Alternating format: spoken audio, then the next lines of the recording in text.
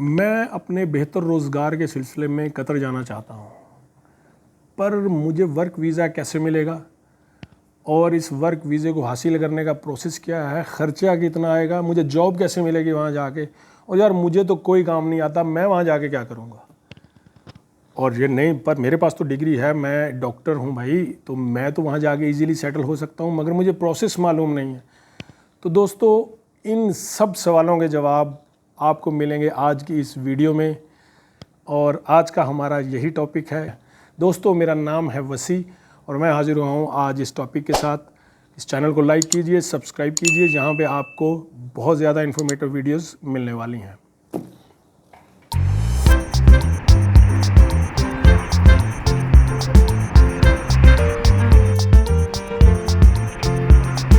में आके यहाँ जॉब करने के तीन तरीके हैं। तीन ऐसे तरीके हैं जिनको आप अमल करके, जिनके ऊपर अमल करके आप कतर में आ सकते हैं और जॉब हासिल कर सकते हैं। सबसे पहला तरीका है कि अगर आप कोई प्रोफेशनल हैं, आपके पास कोई डिग्री है, आप डॉक्टर हैं, इंजीनियर हैं, इलेक्ट्रिकल इंजीनियर हैं, या कोई भी हुनर आपके पास है, इवन इलेक्ट्रिशियन है, प्लम्बर हैं, कुछ भी है, तो आपको यहाँ विजिट वीज़े पे आना चाहिए और ख़ुद अपने आप को एक्सप्लोर करना चाहिए यहाँ आके, ना कि आप किसी दूसरे की इन्फॉर्मेशन, किसी की बातें सुन के और आप कोई डिसीजन करें। तो आप ख़ुद विजिट वीज़ा पे आएँ, कुछ इस पे आने का कुछ ज़्यादा खर्चा नहीं है। अगर थोड़ी सी सेविंग आपके पास है तो आप विजिट पे आ सकते हैं। विजिट पे आके फिर यहाँ पे जॉब को तलाश करने का एक तरीका है। आपको 1 महीने का विजिट मिलता है जो कि एक्सटेंडेबल है, वो 1 से 2 महीने भी हो जाता है। तो 1-2 महीने बहुत होते हैं जॉब हंट करने के लिए। तो आप जब यहाँ आते हैं तो ज़्यादा से ज़्यादा आपको इस विज़िट को ऑब्टेन करने का ख़र्चा जो है वो 100 से 150 रियाल है, और उसके बाद आपने सिर्फ एयर टिकट करनी है और यहाँ पे आ जाना है। तो और वीज़ा हासिल कैसे होगा वो बहुत नॉर्मल है। अब पाकिस्तान के लिए, इंडिया के लिए, सब एशियन कंट्रीज़ के लिए विज़िट वीज़ा ऑन अराइवल हो चुका है। तो आप इजीली यहाँ पे आ सकते हैं और आगे अपनी जॉब हंट कर सकते हैं। और अब जब आप यहाँ आ जाते हैं, आपने जॉब हंट कैसे करनी है, तो उसमें सबसे पहले है ऑनलाइन प्रोसेस के। यहाँ आप ऑनलाइन अप्लाई करेंगे डिफरेंट कंपनीज़ में। यहाँ की जो सबसे बड़ी वेबसाइट है, मैं उसका लिंक भी डिस्क्रिप्शन में डाल दूँगा, qatarliving.com।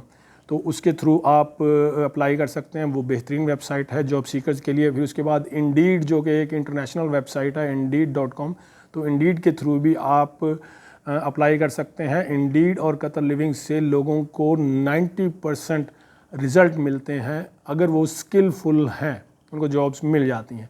तो इसके अलावा तीसरा वही प्रोसेस है जो कि एक रिवायती प्रोसेस है, जैसे कि आप जाते हैं अपनी सीवीज़ लेके डिफरेंट ऑफिसेज़ में, फिर अपने कॉन्टैक्ट्स के थ्रू, अपने दोस्तों, अपने रिश्तेदारों के थ्रू, और इस तरह आप अपनी क्वालिफ़िकेशन के हिसाब से अब अपनी जॉब को सिलेक्ट करते हैं। और जब आपको जॉब मिल जाती है तो फिर उस जॉब को आप ज्वाइन करते हैं। वो कंपनी जो आपको जॉब देगी वो आपको वर्क वीज़ा भी देगी, और वो सारी चीज़ें आपकी प्रोसेस होने के बाद आप उस जॉब को ज्वाइन कर लेंगे। सबसे पहला तरीका तो ये है। अब आते हैं हम सेकंड स्टेप की तरफ। स्टेप जो है वो थोड़ा हाईली क्वालिफाइड लोगों के लिए है, कि जो लोग हाईली क्वालिफाइड हैं, इंजीनियर्स हैं या साइंटिस्ट हैं, टीचर्स हैं, और वो ये समझते हैं कि उनके पास बहुत ही आला तालीम है, बहुत अच्छी तालीम या क्वालिफ़िकेशन या एक्सपीरियंस है, तो वो अपने ही कंट्री में बैठ के ऑनलाइन डिफरेंट जो है कंपनीज़ के पोर्टल पे जाके अप्लाई करते हैं। तो वो ऑनलाइन अप्लाई होता है कि जैसे कि यहाँ पे बहुत बड़ी बड़ी कंपनीज़ हैं, कतर एनर्जी है, उसके अलावा कतर पेट्रोलियम है, उसके अलावा बहुत से प्राइवेट सेक्टर में स्पेनिश कंपनीज़ हैं, इटालियन कंपनीज़ हैं, और इसके अलावा प्राइवेट सेक्टर में अच्छी खासी एक बहुत बड़ी कामयाब कंपनीज़ की तादाद है। तो वो उन सब के वेबसाइट्स पे जाके अप्लाई करते हैं, जैसे कि कतर स्टील भी है। तो इन सब इदारों में बहुत सारे एशियंस लोग ऑलरेडी जॉब्स कर रहे हैं, जो कि इंडिया से, पाकिस्तान से, इवन फ़िलिपीन से, नेपाल से भी बहुत सारे लोग हैं।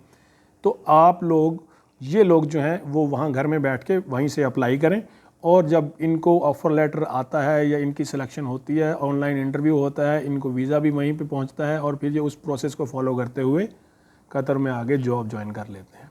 तो ये तो था नाजरीन दूसरा तरीका।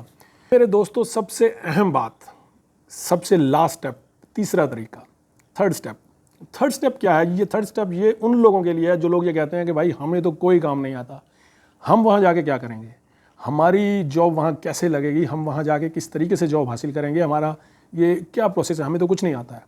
तो उन लोगों को मेरी ये सजेशन होगी कि आप तब तक कतर में ना आए जब तक कि आपकी जॉब का बंदोबस्त हो ना जाए। अब आप कहेंगे कि जॉब का बंदोबस्त कैसे होगा? वही तरीका है कि आप अपने सोर्सेज के थ्रू अपने दोस्तों और रिश्तेदारों जो पहले से कतर में मौजूद हैं उनके साथ आप कोऑर्डिनेशन रखें, और अगर वो आपके वाकई ही ट्रस्टवर्दी दोस्त हैं तो वो आपके लिए कुछ ना कुछ जॉब का अरेंज करेंगे। जब आपको ये थोड़ा सा भी इशारा मिले कि हाँ आपके लिए जॉब्स के चांसेस हैं, आप आएँ, उसके बाद आप ये डिसीजन करें। अदरवाइज़ लोग क्या करते हैं, लोग वीज़ा तो परचेज़ कर लेते हैं कि भाई वीज़ा हमने परचेज़ कर लिया, अब वीज़ा हमें मिल गया और अब हम आ रहे हैं, तो आने के बाद हम जॉब ढूंढेंगे और हम कहीं भी जॉब कर लेंगे। लीगली तौर पे इसको मना करता है कतर। कतर लीगली तौर पे ये सपोर्ट नहीं करता कि आप वीज़ा हासिल करें मिस्टर ए से और जॉब करें आप मिस्टर बी के पास। इस चीज़ को कतर अलाउ नहीं करता। इसके इजाज़त देने की एक प्रोसेस ज़रूर है, पर नॉर्मल लोगों को इस प्रोसेस का पता नहीं होता। वो सिर्फ वीज़ा परचेज़ करते हैं और आ जाते हैं। और अगर मीनवाइल इस दौरान 2 महीने, 4, 6, 8 महीने के बाद कभी चेकिंग हो जाती है तो आपको डिपोर्टेशन का भी सामना करना पड़ सकता है, और साथ में कोई सज़ा या पनिशमेंट भी जो भी रूल्स के हिसाब से होती है वो भी फेस करनी पड़ सकती है।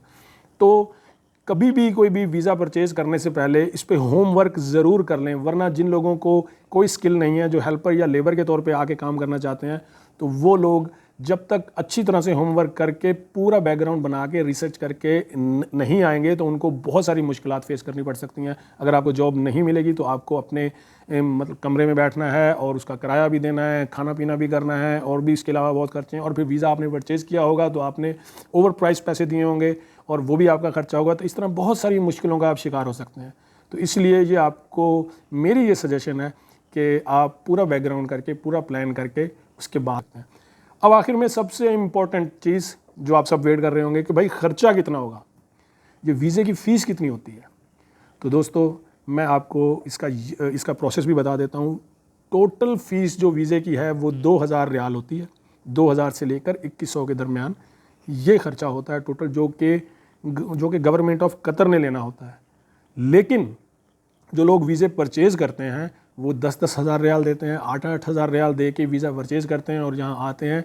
आप याद रखिए 2000 रियाल से ऊपर अगर आप किसी को 1 रुपया भी दे रहे हैं तो वो करप्शन है, तो वो गलत है। उस चीज़ को कतर भी डिनाई करता है, और आप लोगों को भी ये इन्फॉर्मेशन होनी चाहिए कि 2000 से ज़्यादा वीज़े की फ़ीस नहीं है। चाहे आप डॉक्टर के वीज़े पे आ रहे हैं, चाहे आप इंजीनियर के वीज़े पे आ रहे हैं, चाहे आप किसी भी वीज़े पे आ रहे हैं, तो 2000 से ज़्यादा गवर्नमेंट की फ़ीस नहीं है। असूली तौर पे तो ये 2000 रुपये भी उन्हीं कंपनीज़ को पे करने चाहिए, और वही पे करती हैं जो आपको काम पे बुला रही हैं, जिन्होंने आपको जॉब दी है।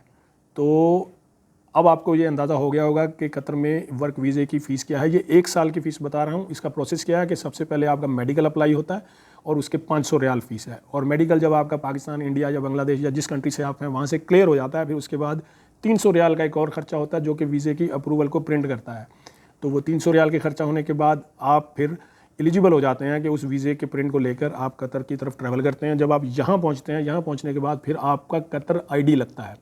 कतर आईडी जो कि जिसकी फ़ीस है 1220 रियाल, 1200 या 1220 या 1250 के दरमियान उसकी फ़ीस होती है। तो वो आईडी लगता है, और वो आईडी जब आपको इशू हो जाता है तो आप कतर के परमानेंट रेजिडेंट बन जाते हैं, और हर साल वो आईडी रिन्यू होता है। तो ये 1 साल का आपको वीज़ा इशू हो जाता है, और 1 साल के बाद ये रिन्यू होता रहेगा। और आपका इस पूरे प्रोसेस को फॉलो करने का, इस पूरे प्रोसेस के ऊपर जो ख़र्चा है वो 2000। अच्छा, अभी बहुत सारे दोस्तों के ये सवाल होते हैं कि यार ये आज़ाद वीज़ा क्या होता है, और ये कतर में जो है मैं ड्राइवर बन जाऊं और मैं मतलब पाकिस्तान में गाड़ी चला रहा हूं बहुत अरसे से, इंडिया में चला रहा हूं, या मैं नेपाल में भी मतलब अच्छे खासे लोग हैं जो कि ड्राइविंग की जॉब करते हैं, तो मैं कतर चला जाता हूं क्योंकि मुझे लोग कह रहे हैं, कुछ मैन पावर लोगों ने कहा कि आप कतर चले जाएँ, ड्राइवर बन जाएँ, बहुत कमाएँ। तो यार ये एक डिफरेंट टॉपिक है। तो इस टॉपिक के ऊपर मैं एक और वीडियो बनाऊँगा, वो भी तब अगर आप लाइक करेंगे, कमेंट करेंगे, और कमेंट में अपना रिव्यू मुझे देंगे कि क्या आपको ये इन्फॉर्मेशन चाहिए।